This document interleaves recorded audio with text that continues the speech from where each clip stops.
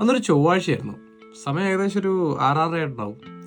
ഞാൻ നമ്മുടെ കോട്ടയം നാഗമ്പടത്തുള്ള അന്തോണീസ് പുണ്യാളൻ്റെ പള്ളിയിൽ നൊവേനയൊക്കെ കഴിഞ്ഞിട്ട് ബസ് സ്റ്റോപ്പിൽ വന്ന് നിൽക്കുകയാണ്, ബസ് കയറി വീട്ടിൽ പോകാനായിട്ട്.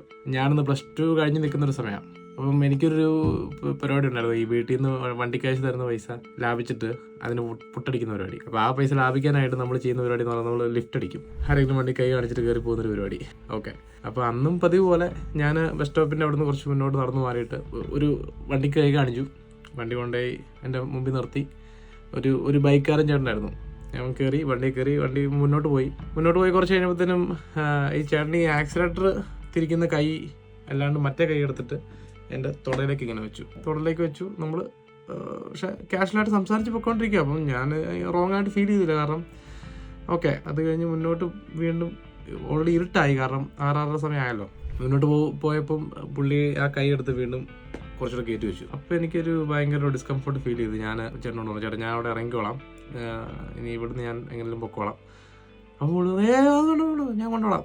അപ്പോൾ അത് കഴിഞ്ഞിട്ട് കുറച്ചുകൂടെ മുന്നോട്ട് പോയപ്പോഴത്തേനും പുള്ളി വീണ്ടും കൈയെടുത്ത് കയറ്റി വെച്ചു. അപ്പോൾ എനിക്കൊരു ഭയങ്കര വല്ലാത്ത ഒരു ഭീതി, കാരണം ഒന്നത് ഇരുട്ടാണ്, ഇങ്ങനെ വല്ലതും ചെയ്യുമോ എന്നൊക്കെ ഉള്ളൊരു പേടി, വല്ലാത്ത ഒരു അനുഭവമായിരുന്നു അത്. അപ്പോൾ എന്തായാലും എൻ്റെ ഭാഗ്യത്തിന് കുറച്ചുകൂടെ മുന്നോട്ട് ചെയ്യുന്ന കഴിഞ്ഞപ്പോഴത്തേനും ഒരു കവല അവിടെ കണ്ടു. അപ്പം അത്യാവശ്യം വെട്ടം പിടിച്ചുള്ളൊരു കവലയായിരുന്നു. അവിടെ എത്തിക്കഴിഞ്ഞപ്പോഴത്തേനും ഞാൻ, ചേട്ടാ എന്നെ ഇവിടെ നിർത്തിക്കോ. എന്നെ പറഞ്ഞാൽ ഞാൻ മോനെ വീട്ടിൽ കൊണ്ടുപോകണമെന്ന് പറഞ്ഞു. ഇല്ല ചേട്ടാ, ഇവിടെ നിർത്തിയേ പറ്റൂ. ഞാൻ കുറച്ച് ഒച്ച എടുത്ത് സംസാരിച്ചു. അപ്പോൾ അത് പേടിച്ചിട്ടാന്ന് തോന്നുന്നു പുള്ളി വണ്ടി അവിടെ നിർത്തി. ഞാൻ ഇറങ്ങേണ്ട താമസം പുള്ളി പടയെന്ന് പറഞ്ഞ് വണ്ടി വിട്ടുപോയി.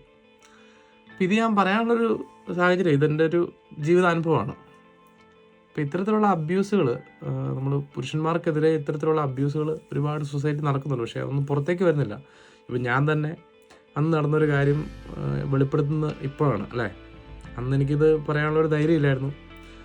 ഇന്ന് ഞാനിത് ഇപ്പം നിങ്ങൾക്ക് മുന്നിൽ വെളിപ്പെടുത്തുന്നു. ഇത്തരത്തിലുള്ള ഒരുപാട് അബ്യൂസുകൾ പുരുഷന്മാർക്കെതിരെ നടക്കുന്നുണ്ട്. അതൊരു പരമമായ സത്യമാണ്. സോ അതൊന്ന് പറയാൻ വേണ്ടിയാണ് ഞാൻ എൻ്റെ ഒരു ജീവിതാനുഭവം നിങ്ങൾക്ക് മുന്നിൽ പ്രസൻറ്റ് ചെയ്തത്. This is R J Godwin, the migrator Mallu.